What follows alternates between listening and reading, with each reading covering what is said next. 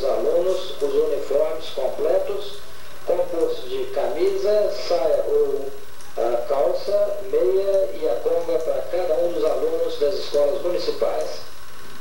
Estamos aqui com a Simone, ela quer dar um recado para vocês.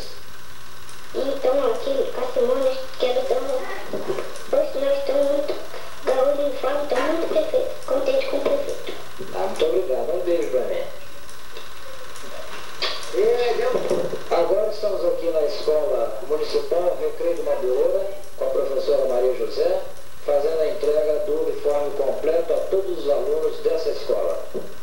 Aqui na escola da professora Maria José, o Márcio Antônio de Oliveira tem um recado para vocês. Estou muito satisfeito de ter ganhado o uniforme e dou muito graças a Deus por ganhar o teu uniforme. Estou muito satisfeita por o senhor Fernando estar aqui hoje junto com a gente, a dona Lenita, que nos trouxe o uniforme para as crianças. Isso é muito bom, as crianças estão muito animadas, fico muito obrigada. Muito obrigado, Ana José. Estes são os alunos da Escola Santo Antônio, Escola Municipal. Nós estamos aqui visitando a escola e hoje trouxemos os uniformes para todos os alunos.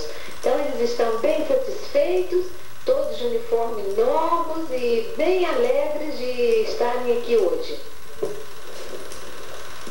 A professora é a Maria Degmar e eu gostaria que a Degmar falasse alguma coisa também para nós. O que eu posso falar é agradecer a todos vocês. Estamos agora aqui na Escola Municipal São João e viemos trazer os uniformes para os alunos dessa escola. Eu acho que a dona Maria Mota, que é a professora, tem alguma coisa para nos dizer.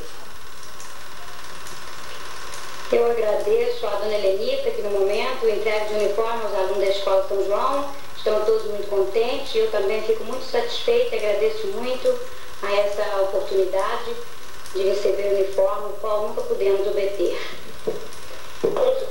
Estamos